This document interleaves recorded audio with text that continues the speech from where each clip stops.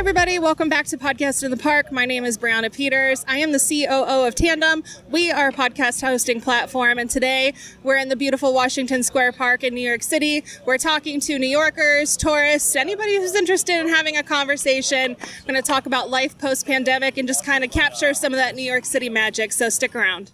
Ladies, how has it been for you seeing the world kind of open back up again and being in New York specifically and being around people? It's definitely been nice. I mean, there was definitely a lot of isolation for a long time, and especially like being a young adult, it's definitely hard when a large part of your life is socializing, and it's definitely been nice, especially seeing how lively Washington Square Park is today. It's definitely bringing me back to the old times and reminding me what life was before, pre-pandemic. Yeah, I was like over here in the winter, and there was like nobody here.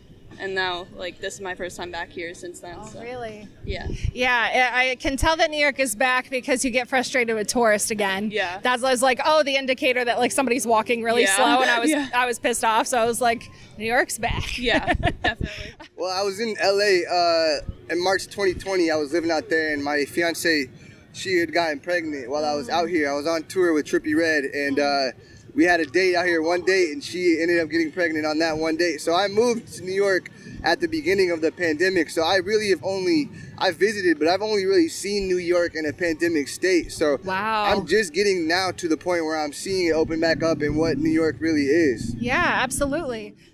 So actually we are both recent graduates.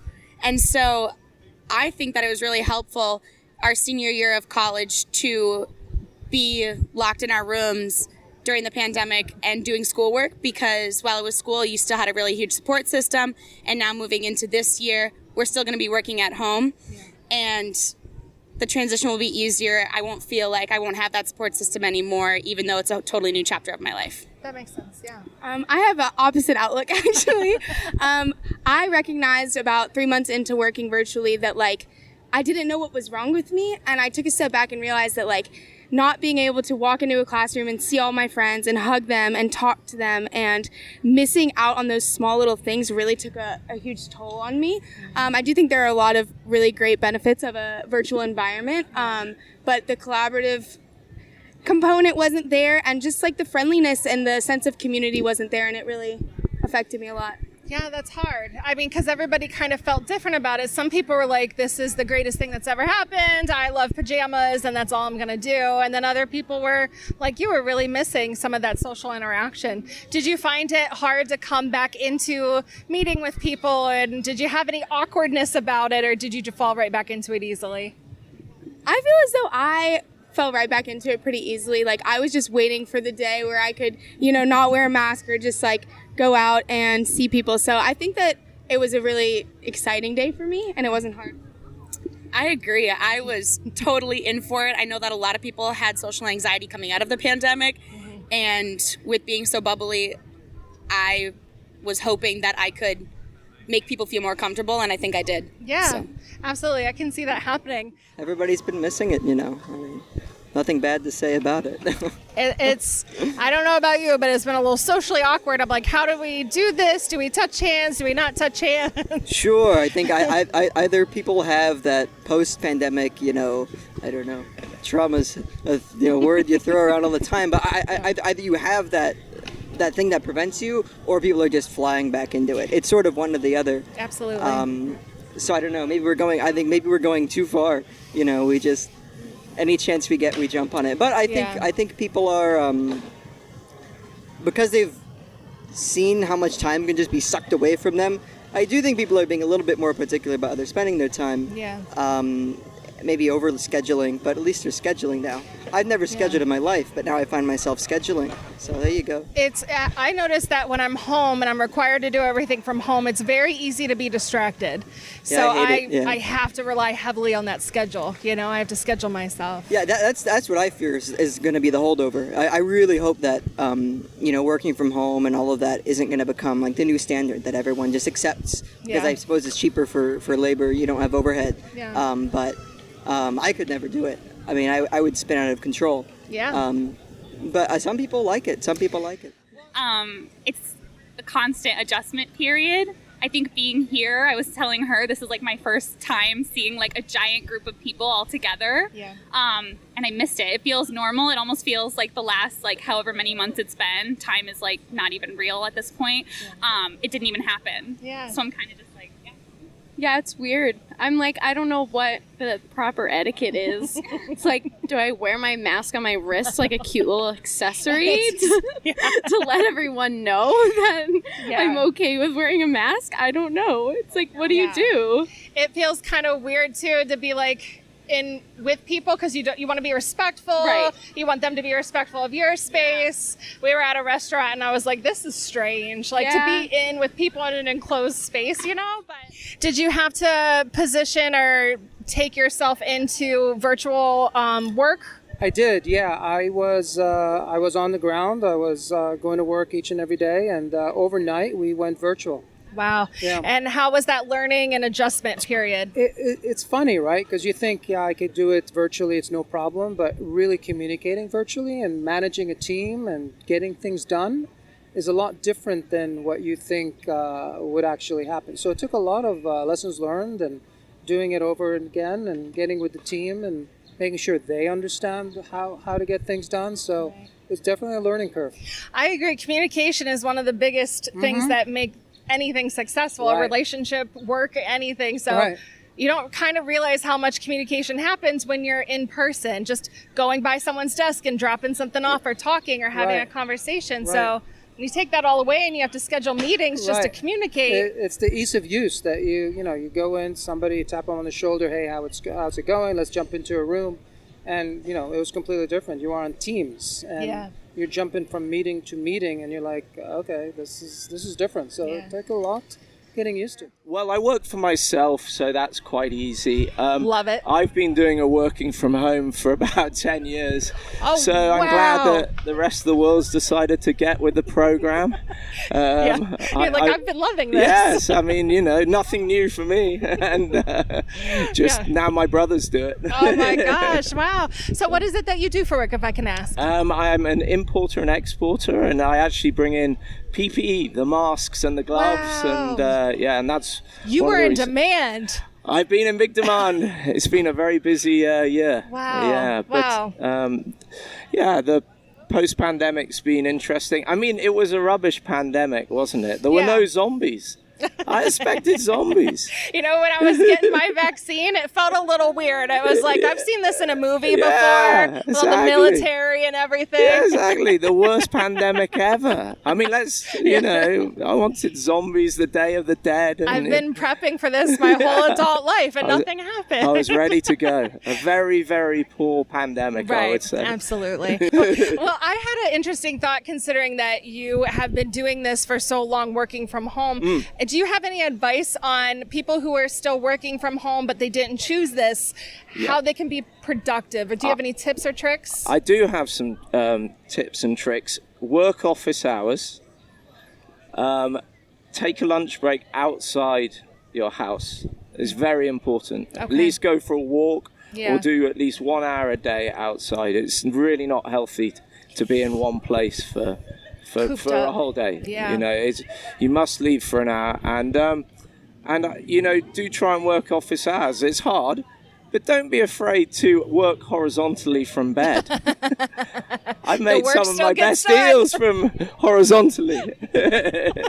Absolutely, as long as the work is still getting done. This idea that you have to be sitting up at a desk is, we say in England, bollocks. I love it.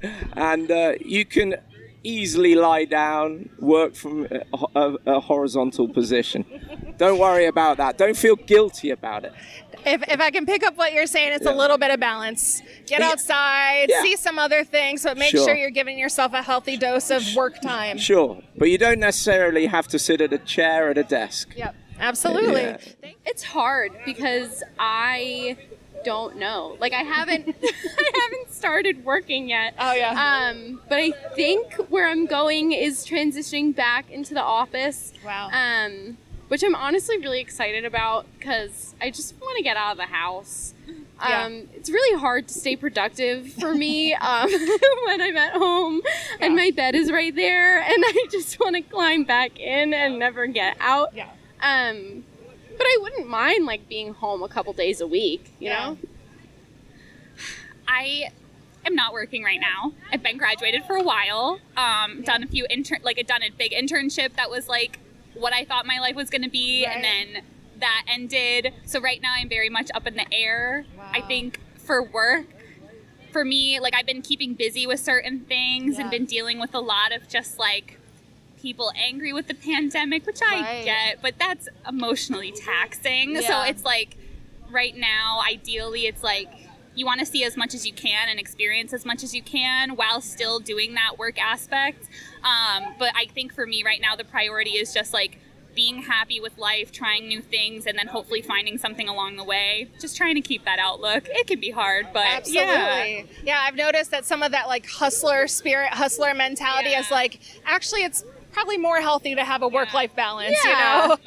Did you guys have to pivot really hard when the pandemic hit all the way to virtual? Did it take you for a loop? Did you transition easily? Yeah, so I was completely virtual with schooling, and she was too. And that was definitely hard. But then in the fall, we slowly got back into some sort of normalcy, but it still wasn't very normal. It was very, didn't really get to see a lot of people still. But now it's definitely getting better with like being able to be vaccinated, not having to wear masks. It's definitely making a difference, especially with like school and work stuff. Yeah. How about you? Yeah, so in school we didn't really get to see each other because there were like A days and B days. She was in the A day, and so I didn't get to see her except for online. But work now is normal. I'm a camp counselor. I don't have to wear a mask or anything. Oh, that's great. No, so the campers don't have to either. Yeah, I was just going to ask you, so how is life now? Are you fully back? Are you hybrid? So Grace, we got your answer. Maya, how about you? I'm also a camp counselor, and I'm fully back. No masks. No social distancing, full days, everything's normal. Wow. Yeah. Honestly, us too, and it feels really good to, I don't know about you, but sitting at home all day, every day was not for us. Yeah, not me either. I think most people in New York are pretty sociable, so it hurts to just have to sit at home. Definitely. Fully virtual. Yeah. And how was that adjusting to that lifestyle? Well, it was bad, I mean, I can't complain, but it didn't go well for me, me and give me space, give me an inch, I'll take, the whole world. And it's no good. It's no good. And were you based in New York at the time? I had to go back home, which is tough. I come from a good little proper small town in Northern California. Very sweet people. Oh, nice. But it was, it was not good. I was one of those high school kids who had to get out of the small hometown and go to the big city, and so I was losing it then, and then having to go back there was even worse, I guess. Yeah, that's hard to kind of be living your life here, and then all of a sudden it has to drastically change, Sure, I mean, me and the rest of the world, I guess, or at least certainly all college students. Other people fled the cities for other reasons, I don't know. Yeah. I have friends, whose friends just jumped ship, It's like they're never going to be back in New York City. Yeah. So people made big life changes because they had to, This past year gave all of us a chance to really reevaluate how we felt about things. Was there any major shift you made in your life because the pandemic gave you a chance to do that? Oh my gosh, how much time do you have? No, I feel like this pandemic has really given a lot of people a chance to step back and just evaluate a lot of things about their life that they might not have had time to evaluate beforehand. And it's been a really big self-growth journey for me, and a lot of introspection and trying to grow in ways I want to. And yeah, I think that a lot of people, we talk about this all the time, I think a lot of people are afraid to be with their own thoughts. And during the pandemic, you kind of had to face that and understand if you were afraid of your own thoughts or if you weren't. And if you were, you had to deal with them. And I think that I went back and forth being afraid and not being afraid, but I came out on the better end of it, and I'm very grateful for that. Yeah, it gave us all a chance to kind of like strip everything away and really hold a mirror up to like, was the grind that I was in, was that actually what I wanted to do anyways? Like, you never even really think about that stuff. Before you know it, you're too far deep into it, and that's just life, Then everything got stripped away, and you actually got to reevaluate if this was even what you wanted. So, wow, brand new to New York. Have you done anything fun while you're here? So we got here, and immediately 2 days after that, we went to Boston and Cape Cod. and just started kind of exploring New England a little bit more. We actually moved into an apartment where we had to take care of a lot of things, and it's been really exciting to just check off everything on our to-do list, and then taking a step back and being like, okay, our house is ready to almost go back into that pandemic kind of mode where we're working from home, but then still being able to go out and come downtown and see people. It's refreshing. Absolutely. Yeah, and then maybe just like hop on a podcast or something in the middle of a park, you know? Random things about New York that just happen. You know, I'm very bad at learning lessons, so I can't think of very much.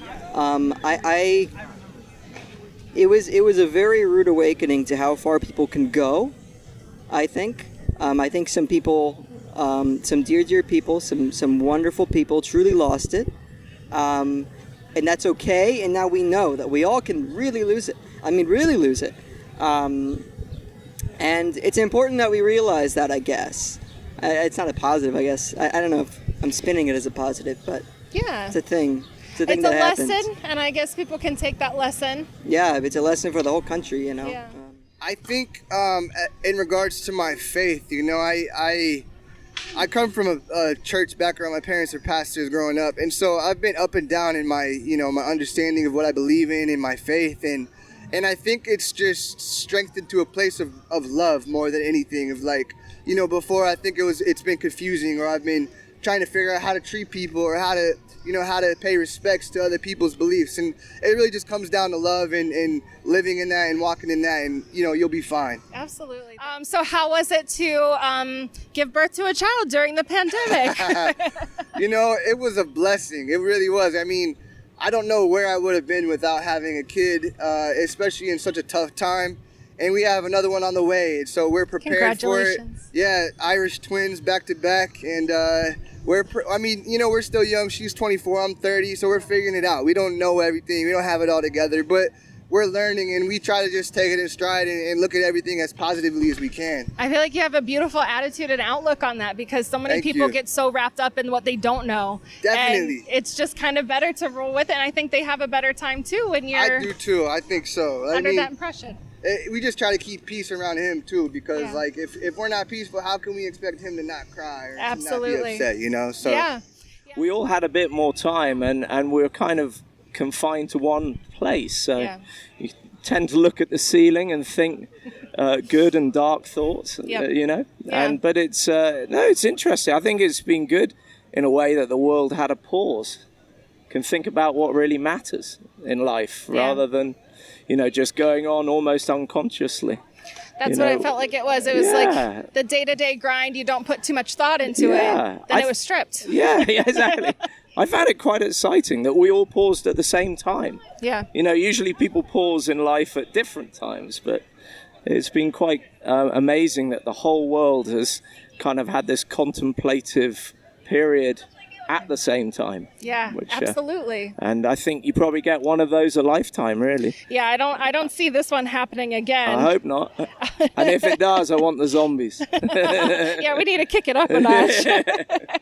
I have a hot topic question for you. Like the store, like in the malls, like they have like the Tim Burton merch and the Jimi Hendrix tees. Yes, perfect. I love Hot Topic. I did too. That was my jam.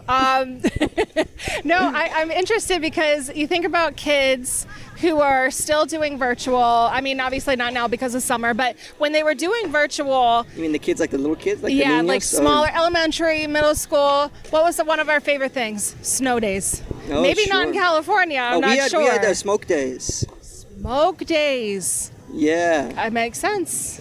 Fires. We had kids, we loved it, you know, but kind of messed up, you know. So these poor children, they didn't even get any. They didn't get snow days. You got to relax, snow days. Watch cartoons. Sure. I mean, well, theoretically, they were maybe watching cartoons all day. I don't know. I don't know how child locks work on computers these days. I'm surely they were more advanced when I was a kid. So maybe they've got that all dialed in. Yeah. I don't know. Maybe they don't have 2 tabs open. I don't know what kids watch these days. I know. Well, those poor kids. Hopefully they get back into school and they get their smoke and or snow days again. Absolutely. Yeah. Here's the thing. I did my entire last year of college online. And I have to say that it sucks. So I am all for going back to school in person. People should do it. It's great. I feel really bad for all the college freshmen out there who've never experienced in-person learning. My grad school's online too now, so I haven't been to like an actual class since March of 2020 ever, and that was my last one. Wow. So yeah, nope. Go back to school. Go back to school, get your snow days. Go back to school, like experience all the things. I've never done a virtual class. I've been lucky in that way. Just because the timing of when I graduated. 0 out of 10. I know. She's like, I don't recommend it at all. But I just feel like my family members are teachers, and I've seen like firsthand the effects of being like having to learn Google Classroom, like Zoom, all this stuff, and that can be a lot, and it's great for people to know technology, but it's like you're missing that social component. Oh my God, especially if they're older. Yes. It's rough. Yeah. I have a professor, I think, whose like wife and daughter are on the class page so that they can like grade everything for him, because I don't think he has a single clue on how to work literally anything. I had to do like a WebEx meeting with my like one of my family members, and I'm sitting in another room from them, like staring at like these things on the screen to make sure they can see like how to do things. Oh, the drama with all the Zooms and all the meetings and all the tech, and then it's a little too much. I'm happy to be back in person. It was great to get a chance to meet you and talk to you today. Do you guys want to shout out like Instagrams or anything like that? I don't know. Anything you want to direct people to? Any events? Anything you know? I'm trying to think. Read the news. Read the news. Like it. I like it. Parting thoughts. And surround yourself with positive news. Not everything has to be bad. Get a good variety of everything. Make sure you're well versed on like current events. Stay in the know. Yes. I love it. That's the perfect way to end this. Thank you guys so much. Of course, thank you. Bye, guys.